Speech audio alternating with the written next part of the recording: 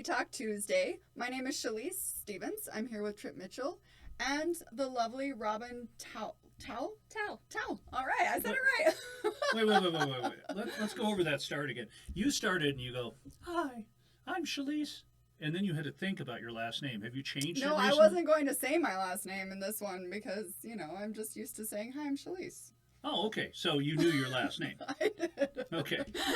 And I've been hanging out with you all morning. My brain is a little bit fried. So Robin, we did something cool. We do a boxing TV show / podcast with the best boxing TV guy in the world, Al Bernstein. And so Shalise has taken on a position with our company where she's helping market the show. So we actually did it. And Al is a little older than me, and he's even worse at social media than I am. So we had a joke. So Shalise we did Facebook Live. We broadcast our show live today. And I was joking in the beginning of the show that Al and I are available for anyone to help do digital marketing. But it's funny how old people just are not up on that stuff. And I put myself in that category. So we have children, right? That's right. How good are you at that stuff? Pretty good. Do you still go to your kids for help? No. Oh, then you are on top of things. Yeah. So you are Mrs. Utah Universal. No, neither of those things. You are Mrs. what? And you're giving me crap? God, did I blow that? Okay, give me your title. I'm Mrs. International. Mrs. International. Yes. That is a big deal. You're on top of the planet. For another 3 weeks. Yes. We're in rarefied air. I'm glad I got her title right. Right. Let's do me a favor. Utah Universal. I'm not supposed to mention any other pageant system in my interviews, but luckily for you, that's not one of them. Okay, well, thank God. So don't release the show for 3 weeks, so I'll be correct. And that I'm wrong, okay? Okay. So I'm thinking here, and we're taping this show on the 6th of July, okay, that we don't know what's going to happen in a couple weeks, so maybe they'll push the pageant off, so you might be Mrs. We're not allowed to think that way. You're not? No. Positive vibes. It's going forward. We're right. having a Exactly. pageant. So my sister-in-law, she's a teacher, and yesterday she dropped my daughter off. They had a sleepover for the first time since all this happened, and we were talking about the kids not going back to school, and she said something, and I was like, "You shut your mouth." Like, we're not going there. Like, she's like, "You should probably just mentally prepare." I'm like, "I just did a survey. I just took a survey, and the school system was like, 'What do you want?' And I was like, 'Go back to school.'" This is my 20th year of homeschooling.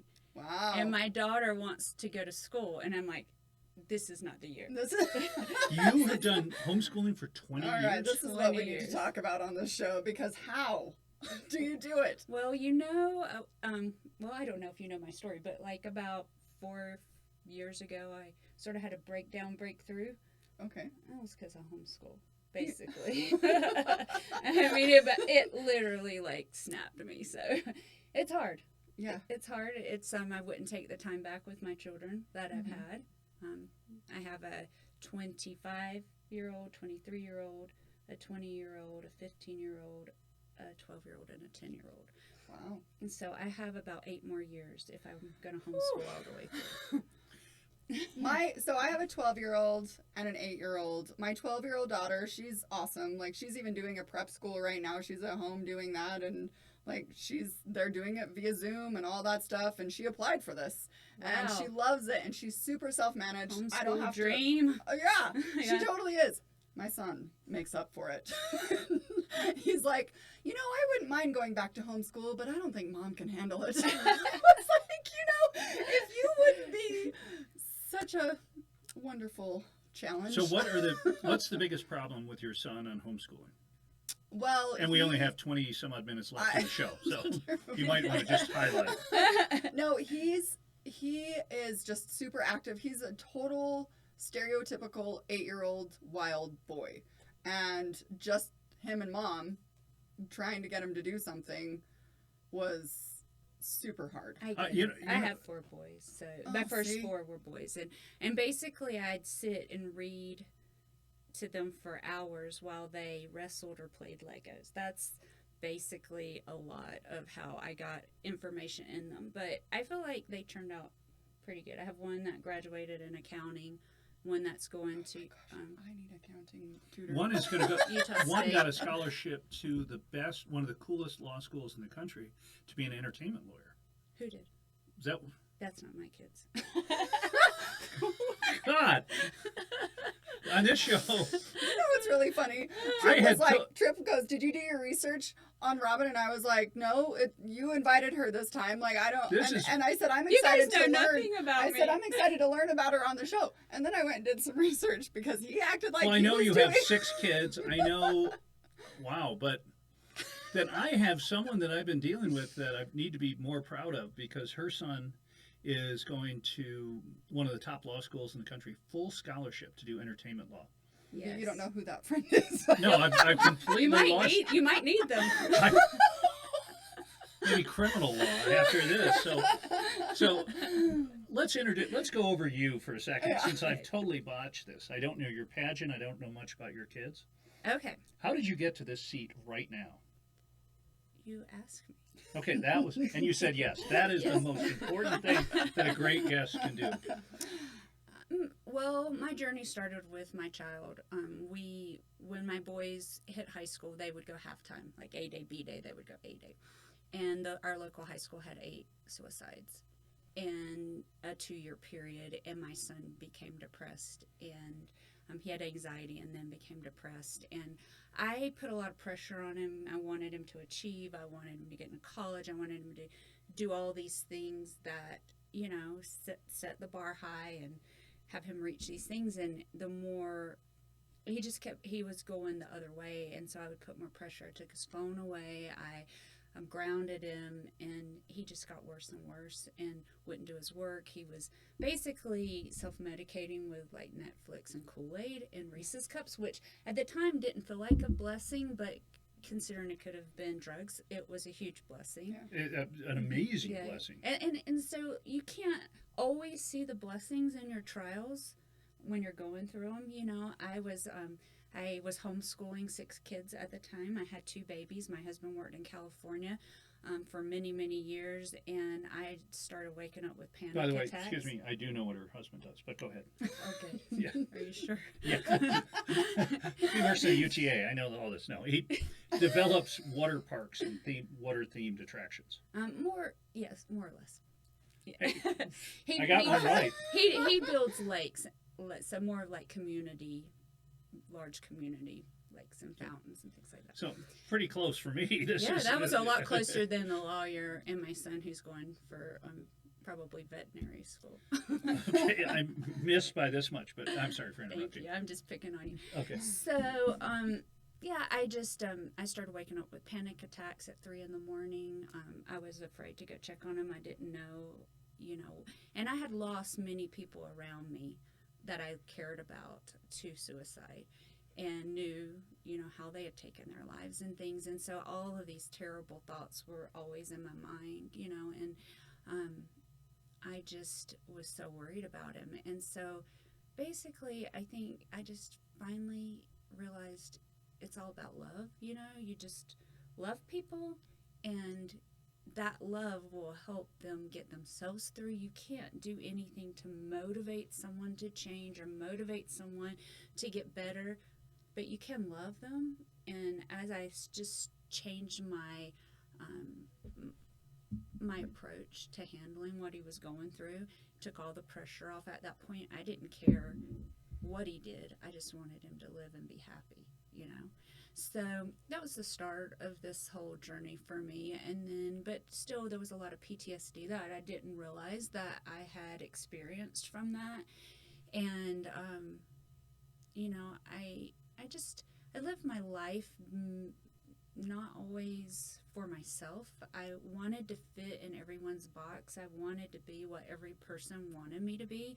I wanted to be the daughter my parents or my mom wanted me to be, and that was even different what my dad wanted. I wanted to be the wife my husband wanted me to be, the neighbor, the friend, the mom, and I felt like I wasn't measuring up for anyone. Like I could not, there was no way I could carry all those hats and be everything to everyone. And I was trying so hard, and I think I probably got bitter, like a little Mhm. bitter. But mainly, looking back, it was my own issue. It wasn't all of the other people's issue. They may not even wanted me to be what I thought they wanted me to be. But it sort of like sent me into a downward spiral for a little bit where I just didn't care. I'm just, I got to a point where I don't care. And then I found myself, so it was beautiful. Like I found my voice, I found my passions, I found myself again, who I was. And I learned to be kind to myself, to give myself some grace. And, looking back, I would look at all the things I did to try and be what everybody wanted me to be. I was like, what was I so hard on myself? I was a good person, And so I just got tired of trying to fit in the box. Interestingly enough, Shalise went through the same thing after she lost a child. And the 20th anniversary was 2 weeks ago. 16th anniversary. 16th, excuse me. And so he would have been 20. And you had to go through the same process. Talk about that a little bit. Well, yeah, I mean, I was only 25 years old, and I had a 4.5-year-old, and ironically enough, he drowned at a water park. And I was a single mom at the time, and like the struggle of being a mom and being a single mom and trying to like be the best I could be, but having no clue how to do it. And then once he passed, like I went through my own journey too, and I totally went the opposite way, and but then had to really start building myself up as well. And so that's where I've gotten to where I am too now because of that. And I think that people that get into the best places are the people that have suffered and have to find themselves again. So I love that you've shared that, and that I want to know more about you as well, and like what made you want to get into pageants and everything. I'm assuming that this all sparked that, like the next level. So well, I grew up in the South, so pageants are sort of ingrained in you. People do them, and I had probably done a few in high school and 2 in college, and then got married and had my family and focused on my children. But in the back of my mind, I had always thought maybe one day I might want to be a Mrs., Mm-hmm. and do that. And I'd heard a friend of mine, her and her mom had been the Miss and Mrs., like it was a mother-daughter pageant or something. I thought, that's so cool. I might want to do something like that. And then as I started having children and, getting out of shape and wore my yoga pants all day, and I lost my voice, I got to the point that dream just sort of went away. But I think God knew, what was in my heart. And not just to be in a pageant, but, so when I was growing up, I didn't win. I was always like a first runner-up, second runner-up, but I never won a pageant. You and I have that in common. And to come, yes, I could see that. Yeah. And to come in at my age, because, in some pageants that there have been girls 20, 21, 24 years old, to come in at my age and have the success that I've had, has been sort of miraculous, really. And I think, I like to think of it, or I do think of it like, God had a purpose for me, and he put that desire in my heart young because he knew that I had something to do with it. And I would have never, when I was younger, I wasn't prepared. I didn't have this passion. I hadn't been through this ordeal, to share it with someone. But, I think it was always sort of in the back of my mind. And then when I had my little breakthrough, I started acting. And the thing that was interesting is I took acting classes from your brother-in-law, Jim. Oh, really? Yeah. And I had a really hard time, like, even slating. Like, to slate, I felt so uncomfortable. Like, I would say... Explain to our audience what slating is. Just saying your name and what agency you're with. So I couldn't even do that. Like, I had lost my voice so much that So what year was awkward for me. Probably about 4 years ago. Okay. 5 years ago. Is that your brother-in-law or your ex-husband? Yeah, my ex is my ex brother-in-law, but he's like one of my best friends in the whole world still to this day. You were doing your research. He's an amazing teacher. Yeah. Very, very good. Yeah. Like one of the smartest teachers I've been to. He's very good. And he helped me, like he was part of my journey that helped me get my voice back and move forward. Awesome. Yeah. I love, so his brother Dave, that's my ex-husband, and who's been a guest on the show. Yes. I haven't seen that one either. He was I don't actually think we posted that because it was right before everything happened, and anyway. It was probably my best show. I got 9 or 10 things out of the 34 things I said right. I mean, really, it was a high percentage for me. You're a great co-host. I am on top, except for God is in the details. I'm an atheist. So you were saying, excuse me for interrupting you. You're talking about going to an acting coach. Well, and the thing that I love about Jim was because Dave's a brilliant teacher as well, and Jim got me. He helped me to get to that point where I stopped second guessing myself because we were in an improv troupe that he had at this acting studio and everything. So it's funny because I have he helped me. He's also part of your journey too. Oh, for sure. I mean, and to this day, love you, Jim. Yeah, he's a great guy. Yeah. We're going to take a short break. When we come back, I'm actually going to get the next thing I say right. Maybe. We'll be right back.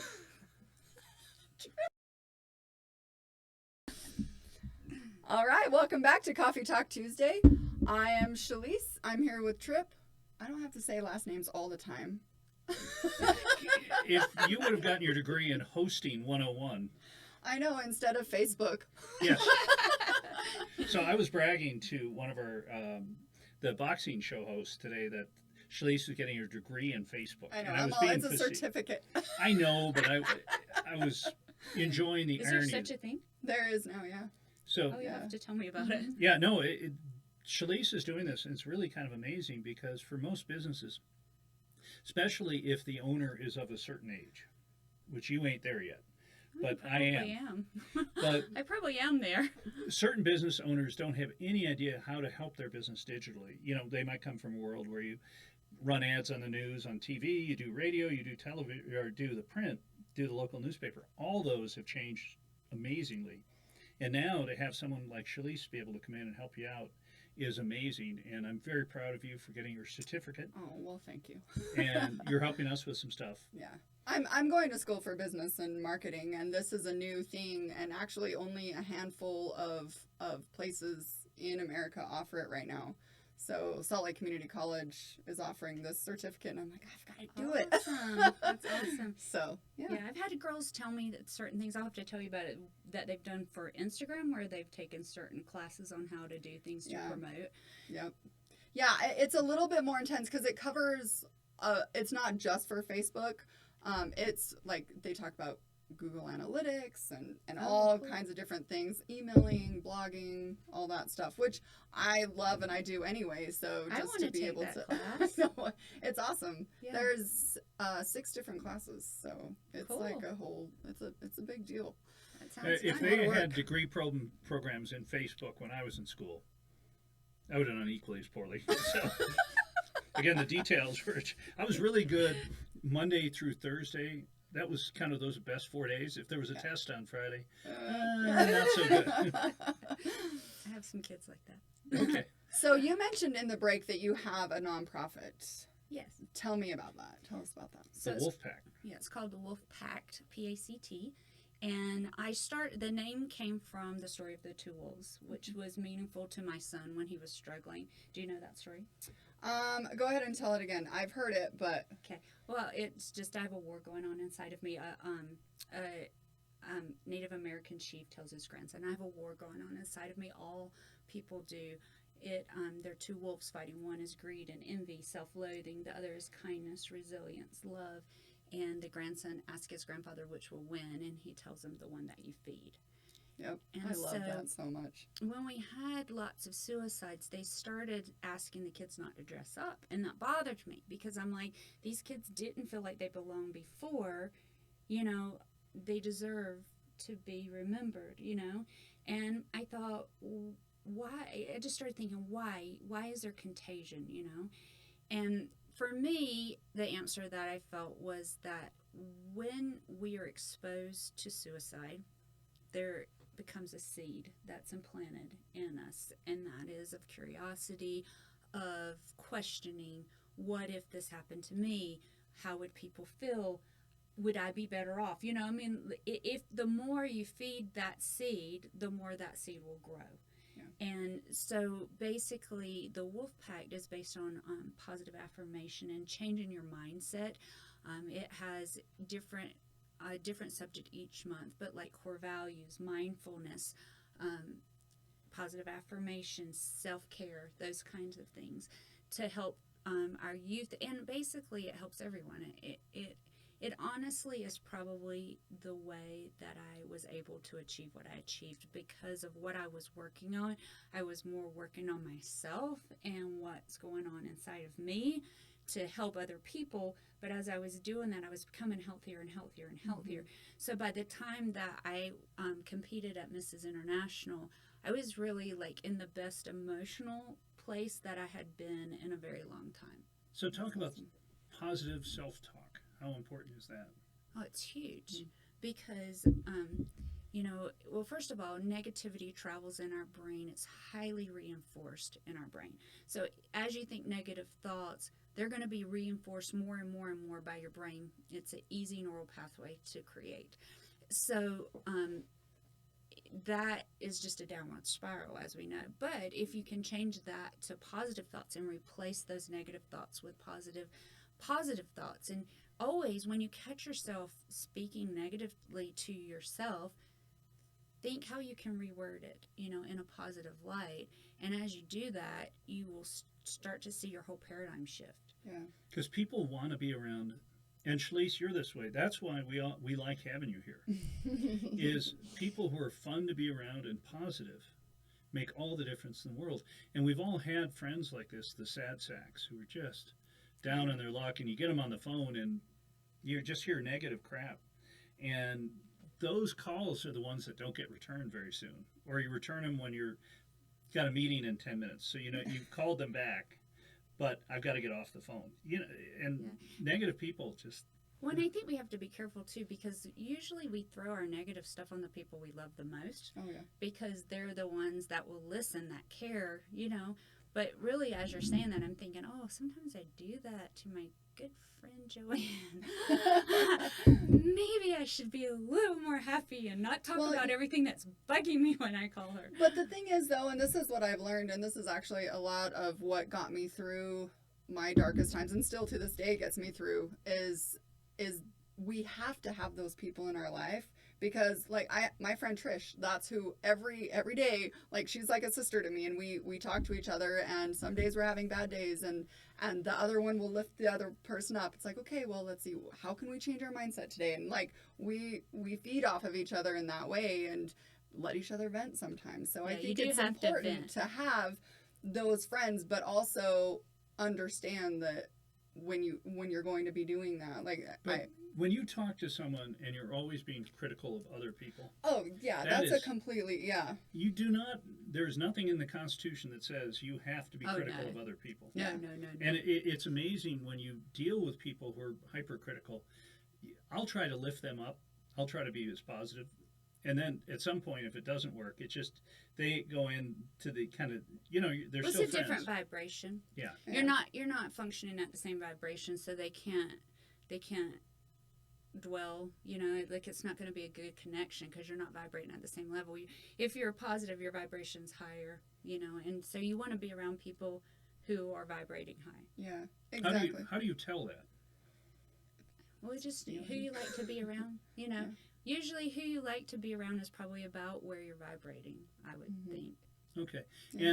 And again, it's that positivity that is, you know, when a guy comes into a store or person goes into a restaurant and they have that positive vibe, it can lift up a room. Yeah.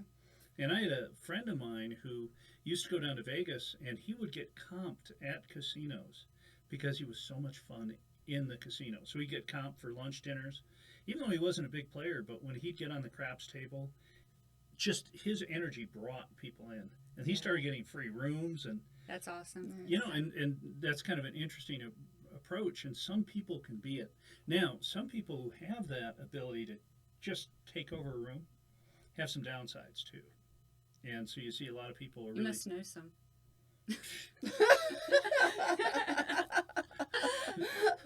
quite a few. I think Welcome to the world of everyone has. broadcasting has more crazy people per square inch than any other business that I've been in.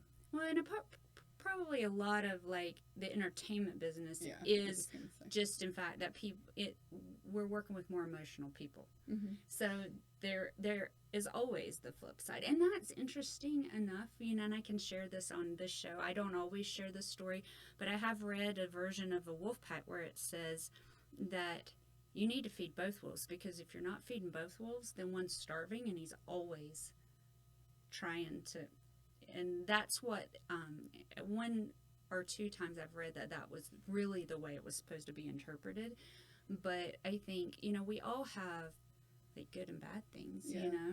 Well, and I think that's the part of like healing and really being able to be positive, and if you feed the positive side of it, then it doesn't mean ignore the other side. And maybe that's the perspective, is that like because I'll have days that I still like ugly cry, and like I just need to get it all out. Or I'll have like, I even came in here and they're like, how was your weekend? I was like, oh, and they're like, that bad? And I was like, well, I had fun, but it was kind of a rough start.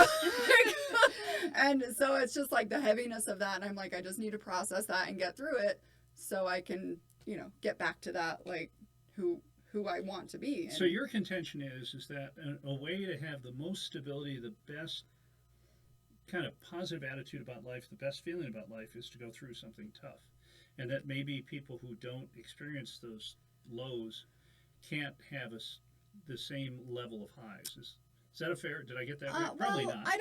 I don't know that that's necessarily the case.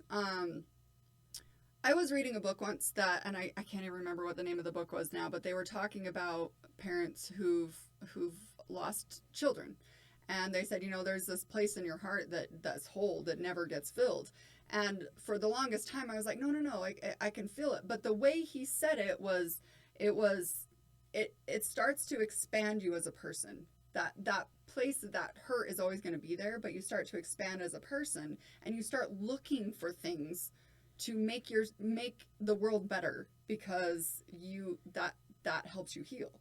And so I think that when you go through, and I think probably 99% of people go through something really horrible, whether your horrible is the same as mine or mine is the same as yours. Like, it's still our version of horrible, and we have to get through it. We have to figure it out. And it's all you know. If you do, if you don't know the level of horrible that you've been through, you're feeling your level of horrible is about as bad as you ever want it to be. Yeah, and it doesn't make it any less than, but it's what you do with that, and how you move to the next level, and what you want. I mean, you can sit there and drink yourself to death. I mean, my story with me, like I got into drugs for a little bit of time, and like that's how I coped.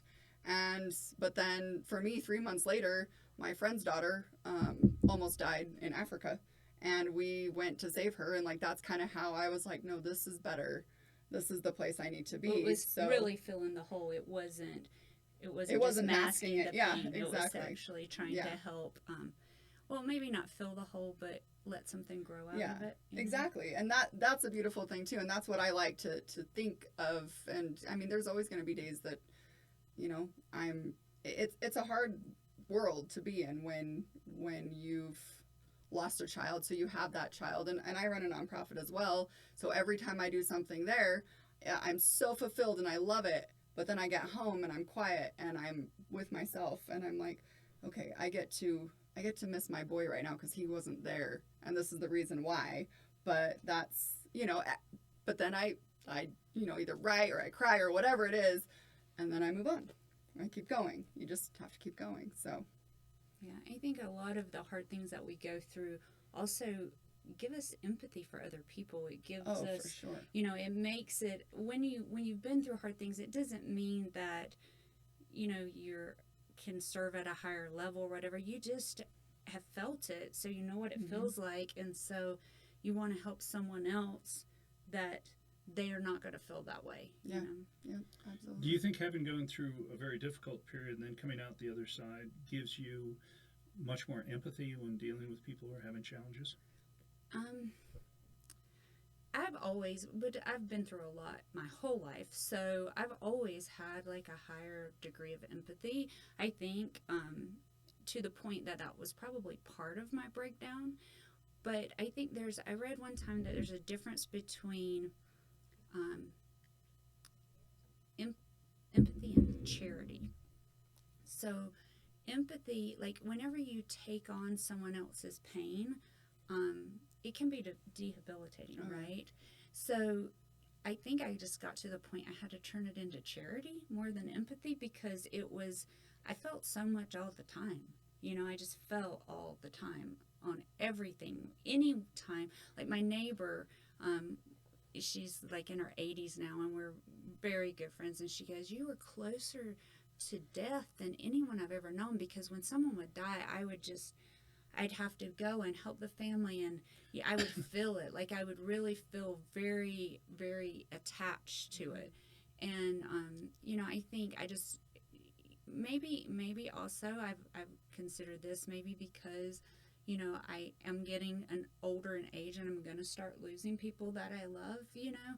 Maybe, you know, it's like God's way of helping me be able to handle what is coming forward in the next phase of life, to have charity versus so much focusing on the empathy side, but charity where I just go to help them, but don't like really take on the pain myself.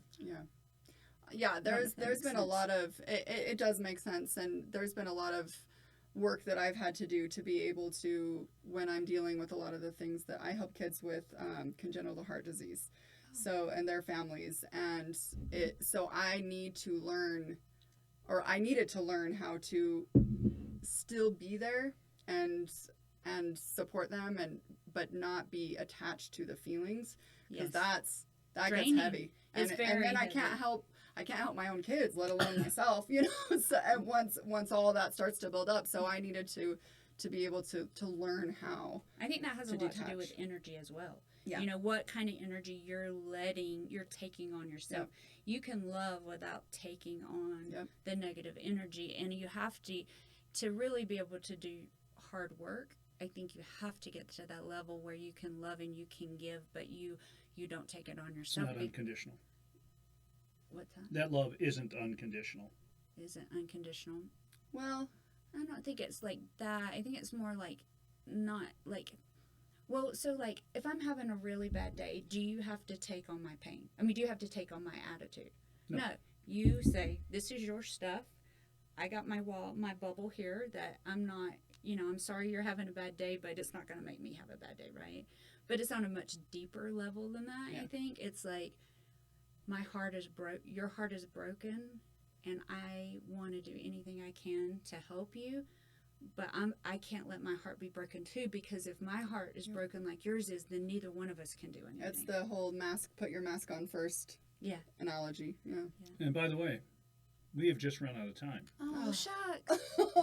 We're just getting started. I know. God, this is more sensitive than...